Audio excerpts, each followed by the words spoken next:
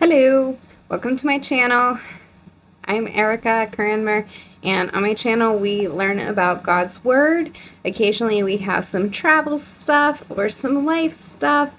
Today we're gonna have some fashion stuff, but but we really are learning about God. We're reading through the Bible, and that's what we do here. Right now we're doing just a read through. Later we'll do like more of an in-depth study. I'm like, why am I winking? Doing a terrible job winking. So we're on chapter 8. And we're not going to do like the whole chapter 8. We're just going to do unto verse 14. Next week's going to be a little bit longer because you can see here, chapter 8 like ends at like a header right there, and then chapter 9 starts right there. So we'll just kind of like stop just a wee bit early. All right. I think it's my eye dry. My eye twitching. But I can't. And I'm wearing this dress. It like doesn't really fit very well, which I guess I'll talk about later. But that's one of the reasons why I really like that company, where I can like rent the clothes. That way I'm not like, I like to shop. I think it says it in my like bio. I like shopping. So in this case, thank goodness I didn't buy this and spend a ton of money on it, or even just a little bit of money on clothing that didn't fit. Although I do like giving stuff to, I do give stuff away to friends, fam. Like, hey, I'm giving this stuff away. Okay, moving on, because that's not why we're here. That stuff can go at the end, where people can be like, oh, I'm just going to listen to her babble for a minute. Okay, anyways, moving on. Chapter 8 of Esther. The king's edict in behalf of the Jews. Because if you remember, we still had that problem where, the king was like, we need to save them. We need to save my wife. We need to save the queen. We need to save the Jews. But the Persian king's rules were like set in stone. Okay, now we're on to chapter 8. After my little recap. All right, the king's edict in behalf of the Jews. That same day, King Xerxes gave Queen Esther the estate of Haman, the enemy of the Jews. And Mordecai came into the presence of the king, for Esther had told how he was related to her. The king took off his signet ring, which he had reclaimed from Haman, and presented it to Mordecai, and Esther appointed him over Haman's estate. Esther had pleaded with the king, falling at his feet and weeping. She begged him to put an end to the evil plan of Haman, the Agagite, which he had devised against the Jews. Then the king extended the gold scepter to Esther as she arose and stood before him. If it pleases the king, she said, and if he regards me with favor and thinks it the right thing to do, if he is pleased with me, let an order be written overruling the dispatches that Haman, son of Hammedatha, the Agagite, devised and wrote to destroy the Jews in all of the king's provinces. For how can I bear to see disaster fall on my people? How can I bear to see the destruction of my family? King Xerxes replied to Queen Esther and to Mordecai the Jew, because Haman attacked the Jews, I have given his estate to Esther, and they have impaled him on the pole he set up. Now write another decree in the king's name, in behalf of the Jews, as seems best to you, and seal it with the king's signet ring. For no document written in the king's name and sealed with his ring can be revoked. At once, the royal secretaries were summoned. On the 23rd day of the 3rd month, the month of Sivan, they wrote out all Mordecai's orders to the Jews and to the satraps, governors, and nobles of the 127 provinces stretching from India to Cush. These orders were written in the script of each province and the language of the people, and also to the Jews in their own script and language. Mordecai wrote in the name of King Xerxes, sealed the dispatches with the king's signet ring, and sent them by mounted couriers who rode fast horses especially bred for the king. The king's edict granted the Jews in every city the right to assemble and protect themselves, to destroy, kill, and annihilate the armed men of any nationality or province who might attack them and their women and children, and to plunder the property of their enemies. The day appointed for the Jews to do this in all the provinces of the King Xerxes was the 13th day of the 12th month, the month of Adar. Same day. A copy of the text of the edict was to be issued as law in every province and made known to the people of every nationality, so the Jews would be ready on that day to avenge themselves on their enemies. The couriers riding the royal horses went out, spurred on by the king's command, and the edict was issued in the citadel of Susa. All right. So Persia. That's where we're stopping today. Like I said, we're stopping right there.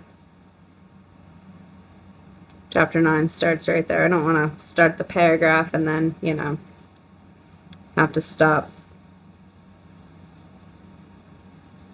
like just a teeny tiny bit in.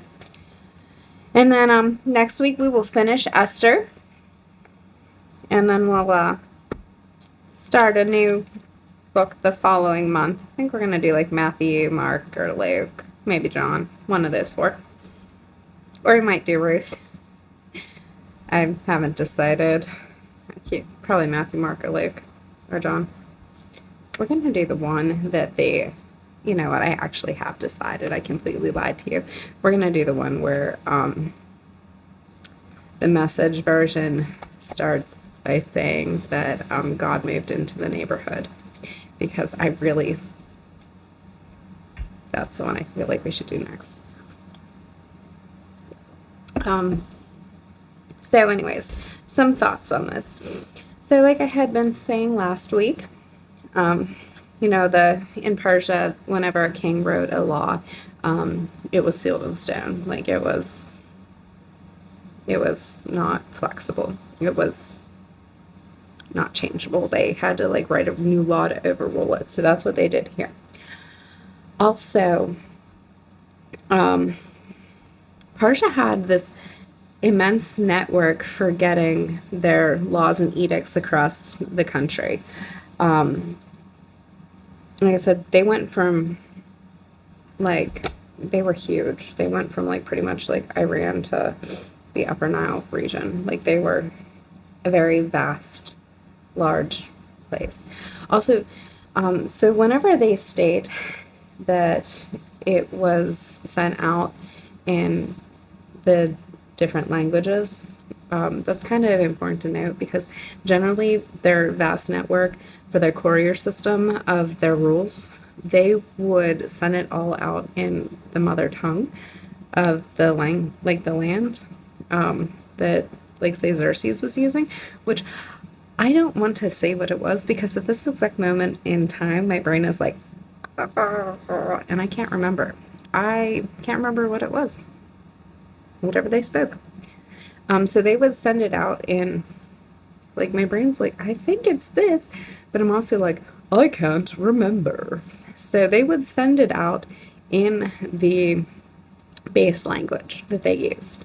And then when it got to the different provinces, they would transcribe it there into the different language that was locally native. And then that's how they would do it. So whenever they state that it was sent out, I don't want to misquote it, but whenever they say that it was sent out in the different languages, they literally mean that they took the time to transcribe the edict so that it did not have to be locally transcribed. They didn't send it out They didn't send it out. They didn't send it out, like, we'll just pretend that King Xerxes was from America like me. They didn't send it out in English. Like, they sent it out in English, Spanish, Hindi, Italian, French, every other language, Japanese. Like, they took the time to transcribe it into every single language spoken. So like they took the time, to transcribe it into every single language spoken in their entire kingdom. And then they dispatched it.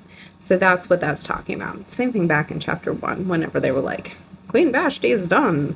Let everyone know. That's what that means. They took the time to do that. So, mini cultural history lesson. Sometimes I'm a nerd.